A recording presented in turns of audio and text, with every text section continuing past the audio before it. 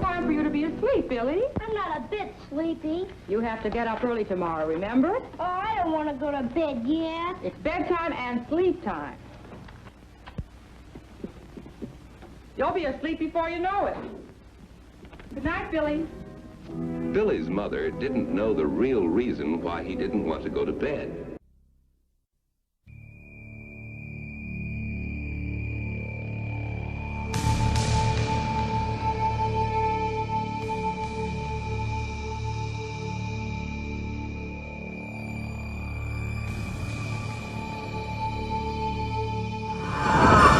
Man of my dreams. He's real, isn't he? He's real. I dreamed about a guy in a dirty red and green sweater.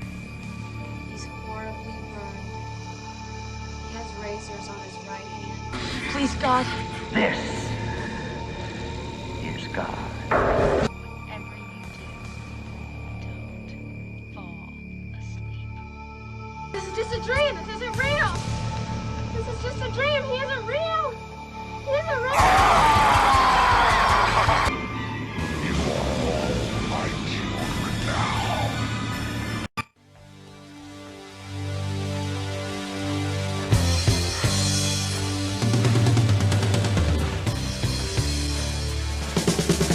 When it comes to horror movie villains, no other character has brought the same amount of energy to the genre as Freddy Krueger.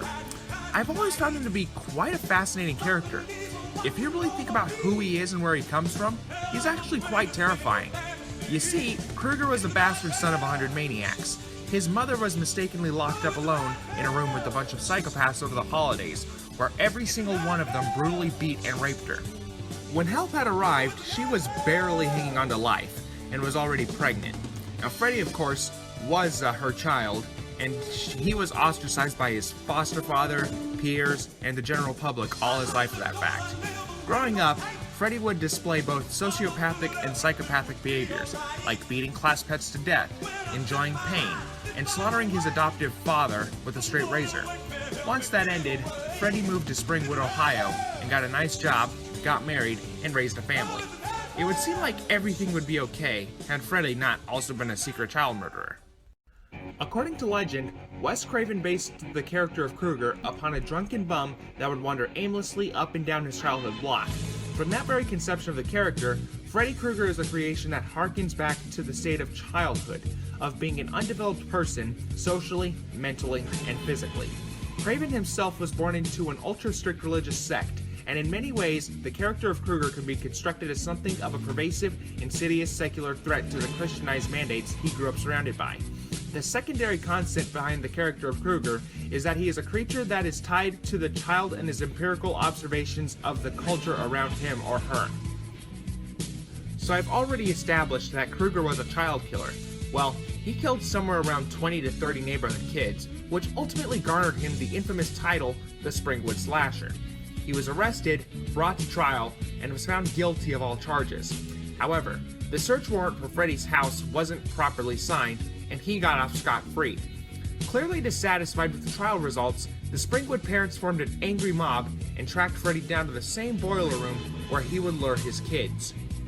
They then left a trail of gasoline to the room, and they burned it to the ground with Freddy still in it. This is where Freddy becomes a dream demon. Upon his death, he meets 3 dream demons who happen to be gods of the dream realm. They sought out the most evil soul on Earth to act as their agent in destroying the barrier between the dream world and the real world. And this is where Freddy becomes a horrifying monster, going into the dreams of the teenagers of Elm Street and subjecting them to some of the most surreal and horrifying nightmares possible.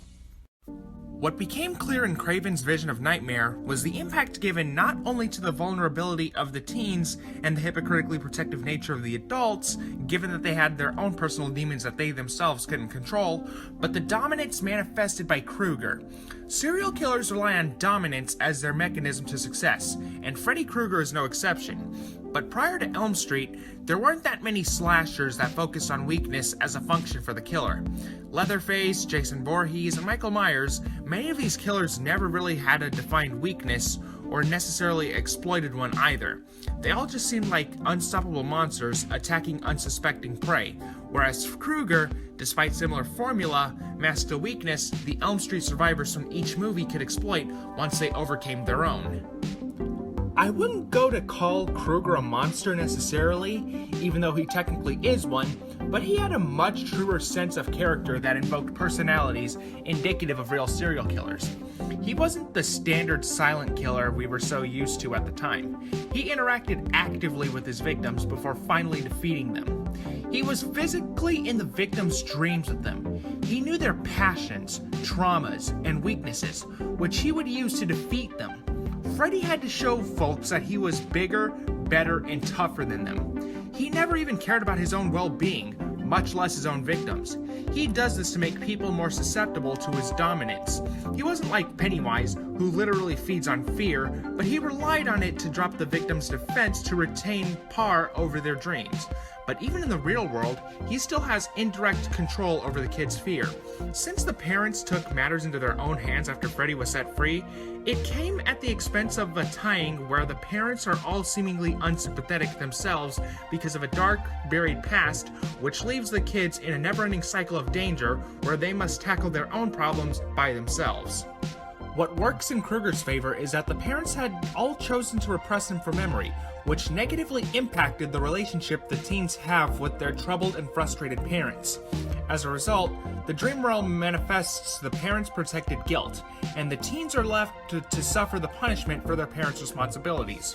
While this is something of an on-the-nose indictment of overparenting, it goes back to the theme of generational dissonance, of the clashing of the parent and the child. The overall idea of the Nightmare on Elm Street series is that when we show fear, we lose self-control and the causer takes immediate power away from us. When Freddy is dragged into the real world in the first movie, the film is apparent in showing his complete vulnerability because he no longer has control of the setting.